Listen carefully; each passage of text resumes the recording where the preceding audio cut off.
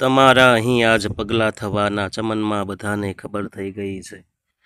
ઝુકાવી છે ગરદન સભી ડાળીઓએ, ફૂલોની એ નીચે નજર થઈ ગઈ છે. વેલકમ મિત્રો, આરવી સ્ટડી સેન્ટરમાં તમારું સ્વાગત છે. ટાટ મેન્સ માટે કે પછી જીપીએસસી મેન્સ માટે સ્પેશિયલ સંક્ષેપીકરણનો ટોપિક ઉપર આજે આપણે વિડીયો જોવાનો છે. 10 ગુણ અપાવે એવો આ મુદ્દો છે. સંક્ષેપીકરણના ઉદાહરણ કરતાં જોને સમજતા આવડી જાય ને તો આ વાંચવાનો મુદ્દો નથી. માત્ર સમજી લ્યો અને માર્ક લાવો. તો જોઈએ આપણે સંક્ષેપીકરણ માટે શું મહત્વનું છે.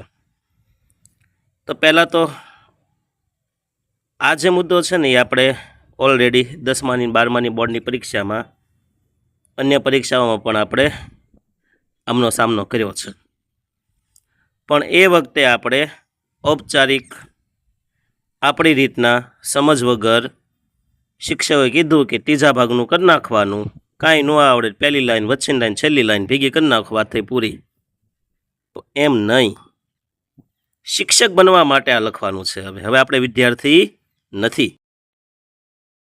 તો એ કઈ રીતના હોય છે એ સરળ નિયમો આ તમારી સામે છે. બસ એકવાર સાંભળી લ્યો એટલે ભયો બધું આવડી જાય. વિશ્વાસ રાખજો, આવડશે. અહીંયા સુધી પહોંચ્યા છીએ તો આગળ પણ રસ્તો મળશે. હવે સંક્ષેપીકરણ એટલે શું? તો કે જે ફકરો આપ્યો હોય એનો આપણે ત્રીજા ભાગનું 1/3 ભાગ એટલે કે 33% આપણે એ કરવાનું હોય છે અને શીર્ષક આપવાનું. તો જોઈએ આપણે એમના કેટલાક નિયમો. તો પહેલું છે લખાણના કદનો નિયમ. આપણે જોઈએ સંક્ષેપીકરણમાં આપણે જે લખાણ છે એનું કદ કેટલું હોવું જોઈએ. તો 2 નિયમ છે એમાં. આપેલ મૂળ ફકરાને આપણે ત્રીજા ભાગમાં એટલે કે 1/3 ભાગમાં સંક્ષિપ્ત કરવાનો રહેશે. બીજું, જો મૂળ ફકરો 90 શબ્દોનો હોય તો તમારો સંક્ષેપ આશરે 25 થી 30 શબ્દોની આસપાસ થવો જોઈએ. જો શબ્દો ગણવાને એનો કોઈ કડક નિયમ નથી, પણ લાગવું જોઈએ કે આ ત્રીજા ભાગનું થયું છે. બાકી 2 શબ્દ ઓછા અને 2 શબ્દ વધુ ચાલશે. બીજો નિયમ છે વાંચન અને અર્થગ્રહણ. તો જ્યારે આપણા હાથમાં પ્રશ્નપત્ર આવે એટલે કોઈ પણ જાતની ઉતાવળ કર્યા વગર શાંતિથી, સંપૂર્ણ ચિત્તપૂર્વક, ધ્યાનપૂર્વક 2 થી 3 વાર ફકરાને વાંચવાનો. કેટલી વાર? 2 થી 3 વાર. કારણ કે આ માર્ક લાવવાનો સવાલ છે. એટલે પહેલું કામ શું કરવાનું? આખા ફકરાને આપણે 2 થી 3 વાર વાંચવો. બીજું, પ્રથમ વાંચનમાં મુખ્ય વિચાર સમજાશે. તમે પહેલી વાર વાંચો ને એટલે શું કહેવા માગે ને ફકરો એ તમને સમજાશે. બીજા વાંચનમાં કઈ બાબતો બિનજરૂરી છે અને કઈ મહત્વની છે તેનો ખ્યાલ આવશે તમને. બને ક્યાં સુધી અંડરલાઈન કરતા જાઓ કે ભાઈ આ વસ્તુ છે ને બિનજરૂરી છે. જે આપણે સંક્ષેપીકરણ કરીએ ને ત્યારે કાઢી નાખવાનું. ત્રીજી બાબત છે કેન્દ્રીય વિચાર આપણે પકડવાનો. ફકરો વાંચ્યો ને 2-3 વખત એટલે સમજાઈ જાય છે કે ફકરાનો મુખ્ય સંદેશ, ભાવ કે સાર શું છે એ શોધવાનો. અને સંક્ષેપમાં માત્ર કેન્દ્રીય વિચાર જ લખવાનો છે, આડું કશું નહીં. માત્ર એમનો કેન્દ્રિત વિચાર આપણે રજૂ કરવાનો, એ પણ ત્રીજા ભાગમાં. હવે જે મૂળ ફકરો છે ને એમાંથી આપણે કઈ વસ્તુ દૂર કરશું, તો એમાં 3 વસ્તુ આપણે દૂર કરી નાખવાની. એક, જેમાં ઉદાહરણો આપ્યા હોય ને દ્રષ્ટાંત, તો આપણે સંક્ષેપીકરણમાં એ ઉદાહરણ લખવાની જરૂર નથી. તેમાં તમે સમજૂતી માટે છે, આમાં સમજૂતી નહીં, આમાં સીધો ભાવાર્થ લખવાનો છે, એટલે ઉદાહરણની જરૂર નથી. બીજું, પુનરાવર્તન, એકનો એક વાત કે વાક્ય બીજી વાર આવતું હોય તો એ કાઢી નાખવાનું, એક જ વાર લખવાનું. ત્રીજું, અલંકારો અને વિશેષણો, ઉપમાઓ, આવા જે એક્સ્ટ્રા શણગાર માટેના જે વિશેષણો શબ્દો વાપર્યા છે એને આપણે શું કરવાના? દૂર. સરળ શૈલીમાં સીધે સાધું ચિપકાવી દેવાનું, ચોંટાડી દેવાનું. 5મું છે ભાષા અને શૈલીના નિયમો. તો જે આપણે ફકરો વાંચ્યો ને 2-3 વખત 4 વખત, એ ફકરો સમજવાનો છે અને પછી પોતાના શબ્દમાં લખવાનો. મૂળ ફકરાના જે વાક્યો બેઠા બેઠા ઉતારવાને બદલે સમજીને તમારા પોતાના સરળ શબ્દમાં લખો. પછીનું ત્રીજા પુરુષ એક વચન એટલે કે અન્ય પુરુષમાં ફેરવો. ફકરામાં હું, મને, અમે આપ્યા હોય તો એમાં છે તે, તેવો, બરાબર છે, એવા શબ્દ આપણે ઉપયોગ કરશું. અથવા અન્ય પુરુષવાચક શબ્દ આવતા હોય તો એ, જેમ કે હું અથવા અમે આવે તો એની જગ્યાએ લેખક કહે છે, લેખક જણાવે છે, તેઓ જણાવે છે, બરાબર, એ શબ્દ આપણે વાપરશું.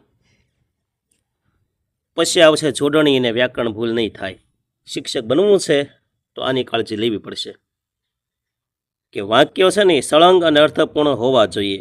માત્ર ટૂંકા મુદ્દાસર નથી લખવાના, ફકરો જ બને કે એક જ ફકરામાં પૂરું કરો. મુદ્દો ક્યાંય પાડવા નથી. શાસ્ત્ર હોય મુદ્દા પડે, આમાં મુદ્દા ન પડે, નિબંધમાં મુદ્દા ન પડે, એટલે ક્યાંય મુદ્દા પાડવા નથી. સળંગ એક જ અર્થપૂર્ણ આપણે છે એ ફકરો બનાવવાનો છે, અને એ પણ નાનો ફકરો, શોર્ટ એન્ડ સ્વીટ. ઓકે. અને છેલ્લું કામ છે, શરૂઆતમાં કે અંતે આપણે શીર્ષક લખશું, મોટા અક્ષર લખશું શીર્ષક, અને પછી શીર્ષક જેટલું ટૂંકું ને એટલું અસરકારક. યાદ રાખજો, આખી લીટી ભરાઈ જાય કે 2 લાઈન ભરાઈ જાય વિચાર વિસ્તાર જેટલું શીર્ષક યોગ્ય નથી. જો એક શબ્દમાં શીર્ષક મળતું હોય તો 2 શબ્દ નહીં કરવાના, 2 શબ્દમાં શીર્ષક બનતું હોય તો 3 શબ્દ નહીં કરવાના, અને 3 શબ્દમાં બનતું હોય તો 4 શબ્દ નહીં કરવાના. મતલબ કે શોર્ટ એન્ડ સ્વીટ, ટૂંકમાં. બરાબર. શીર્ષકમાં ખાસ એટલે ખાસ યાદ રાખજો કે સંક્ષેપીકરણના પ્રશ્નમાં યોગ્ય શીર્ષક આપવું ફરજિયાત છે. 2 ગુણ અલગથી તમને આપશે. શીર્ષક છે ટૂંકું 1 થી 4 શબ્દમાં, સમગ્ર ફકરાના હાર્દરૂપ, ધ્યાન ખેંચાય અને આકર્ષક હોય એવું શીર્ષક આપણે રાખવાનું. હવે આની સમજૂતી છે ને તમને સાવ ટૂંકમાં એક ઉદાહરણ દ્વારા હું તમને સમજાવીશ. અહીંયા આપણે 2-2.5 લાઈન જ લીધી છે, એ આપણે પહેલાં વાંચીએ. જો કઈ રીતના, હવે આપણે લાલ અક્ષર છે ને એ આપણું ફકરો છે ને એનું આપણે સંક્ષેપીકરણ કરવાનું છે. તો પહેલાં જો આ રીતના વાંચવાનું કે ગાંધીજી સત્યના આગ્રહી હતા. તેઓ માનતા હતા કે મુશ્કેલ પરિસ્થિતિમાં પણ માણસે ક્યારેય જૂઠું ન બોલવું જોઈએ. હરિશ્ચંદ્રની જેમ સત્ય કાજે ગમે તેટલા કષ્ટો પડે તો પણ સત્યનો માર્ગ ન છોડવો એ સાચો ધર્મ છે. આ થઈ ગયો ફકરો. હવે જો તમે 2-2.25 લાઈનમાં છે. હવે એના અડધા એટલે કેટલા થાય? અડધી લાઈન થાય અથવા 1 લાઈન થાય. તો એનું સંક્ષેપીકરણમાં જો હરિશ્ચંદ્રની વાત ગાયબ થઈ જશે, બીજા કોઈ વિશેષણ હોય ક્યારે ફલાણું એ બધું નીકળી જશે, વધારાના એક્સ્ટ્રા તમામ શબ્દો નીકળી જશે. જો આનું સંક્ષેપીકરણ કઈ રીતના થયું તો કે ગાંધીજીના મતે ગમે તેવા કષ્ટો ભોગવીને પણ સત્યના માર્ગે ચાલવું એ સાચો ધર્મ છે. લ્યો, ફકરાનું સીધું સચોટ. અને છેલ્લે છે શીર્ષક સત્યનો મહિમા. લ્યો, આ આપણું સંક્ષેપીકરણ. ઓકે, સમજાણું હોય તો લાઈક કરવાનું, સબસ્ક્રાઈબ કરવાનું મિત્રો. ઓકે, ચાલો, આરતીનો સમય થઈ ગયો છે. ભગવાનને યાદ કરી અને અહીંયા અસ્તુ. જય હિન્દ, જય ભારત.